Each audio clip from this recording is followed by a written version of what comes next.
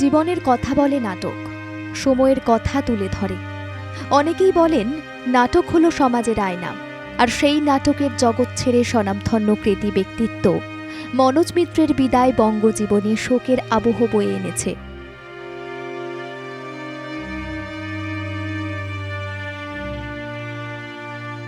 বাংলাদেশের ধুলিহাট ছেড়ে এপার বাংলায় চলে আসা মনোজ মিত্র প্রথম থেকেই নাট্যচর্চায় নিজেকে মগ্ন রাখেন। নাট্য পরিচালনাতেও আলাদা ছাপ রাখেন মনোজ মিত্র। মনোজ মিত্রের হাত ধরে বহু নাট্য ব্যক্তিত্ব অভিনয়ের মঞ্চে জীবন আলোকিত করেন, আলোয় ভরিয়ে তোলেন বাংলার নাট্য জগৎকে। ওনার লিখিত নাটকগুলো আমাদের যারা নাটক করেন, পৃথিবীর যে কোনো জায়গায় বাঙালিরা যেখানে নাটক করেন সেখানে অভিনয় করেন, মানে একজন শিক্ষানবিশী অভিনেতা কাজই শুরু হয় ওনার হাত ধরে, এইটা বলতে পারি। আর বলতে পারি যেটা অভিনেতা হিসেবে বড় মাপের ছিলেন তো বটেই, সময়কে পুরাণ এবং ইতিহাস নির্ভর যে ঘটনাগুলি তার মধ্যে দিয়ে অন্যভাবে দেখতে চাইতেন এবং সহজে দেখাতে পারতেন। আর ওনার নিজস্ব নাট্যদল সুন্দরম, যেখানে উনি এত বছর করেছেন, তার বাইরেও অনেক নাট্যদলকে নাটক দিয়েছেন, যে নাটকগুলো করে সেই নাটকের সংগঠনটি ভীষণ সুনাম পেয়েছে।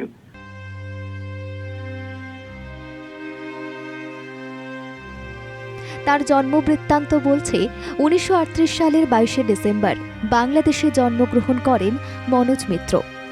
শৈশব থেকেই তার সৃষ্টির সলতে পাকানোর কাজ শুরু হয়। 1958 সালে দর্শনে অনার্স পাশ করেন। পড়াশোনার পাশাপাশি তিনি নাট্যচর্চায় যুক্ত হন। কলেজ জীবন থেকেই তার থিয়েটারের প্রতি অনুরাগ জন্মায়।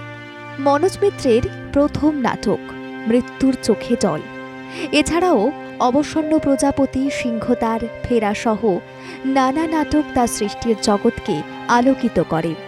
সাজানো বাগান, নরক গুলজার সহ নানা নাটকে তার মুন্সিয়ানার ছাপ দেখা যায়। জীবনবোধ, কৌতুকবোধ দর্শকদের সমৃদ্ধ করে। চলচ্চিত্রেও তিনি উজ্জ্বল ছাপ রাখেন। 1980-তে তিনি চলচ্চিত্রে নতুন কিছু করার চেষ্টা করেন। বাঞ্ছারামের বাগান, শত্রু সহ নানা চলচ্চিত্রে অভিনয় করেন মনোজ মিত্র। সবচেয়ে পপুলার মানে যাকে বলে অভিনয় জগতে বাঞ্ছারামের বাগান, আদালত একটি মেয়ে, এই ছবি চলছে এবং অনেক ছবিতে উনি অভিনয় করছেন। করো নাটক করো, আমার নাটকে করো, ওই করো। তাতে আমি তো বহুরূপীতে ছিলাম, আর অন্য জায়গায় করতে পারতাম না। একদম শেষের দিকে আমি এই কদিন আগেও আমি গিয়েছিলাম ওনার বাড়িতে, এই কয়েক মাস আগে এই সব ঘটনা মাঝখানে নার্সিং গিয়েছিলেন। শেষটুকুটাই বলি, কারণ দীর্ঘ অনেক অনেক অনেক বলা অনেক কিছু আছেই।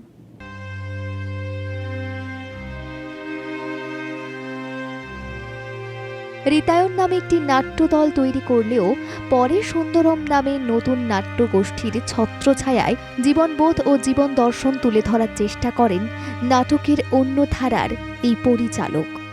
1977 সালে মনোজ লিখলেন সাজানো বাগান। সাজানো বাগানের প্রধান ভূমিকায় ছিলেন মনোজ মিত্র। গণনাট্যে একসময় যুক্ত ছিলেন, পরে গ্রুপ থিয়েটারের জগতেও তার ভিন্ন ভাবনার পরিচয় মেলে। সেই কৃতি ব্যক্তিত্বকে সম্মান জানাতে বাংলার সরকার বঙ্গবিভূষণ সম্মানে তাকে ভূষিত করে। জীবনমঞ্চে যিনি স্বপ্নের সঙ্গে বাস্তবের সঙ্গে অপ্রাকৃতের লড়াই করে গেছেন, তিনি জীবনের সাজানো বাগান ছেড়ে চলে যান মঙ্গলবার সকাল 8:50 বাঞ্ছারামে চলে যাওয়ার ঘটনা অনেকেই মেনে নিতে পারছেন না। তার মতো কৃতি নাট্য পরিচালক প্রয়াত হওয়ায় তার জন্য নাট্য জগতের শূন্যতা রয়েই যাবে বলে অভিমত অনেকেরই। ব্যুরো রিপোর্ট, বাংলা জাগো।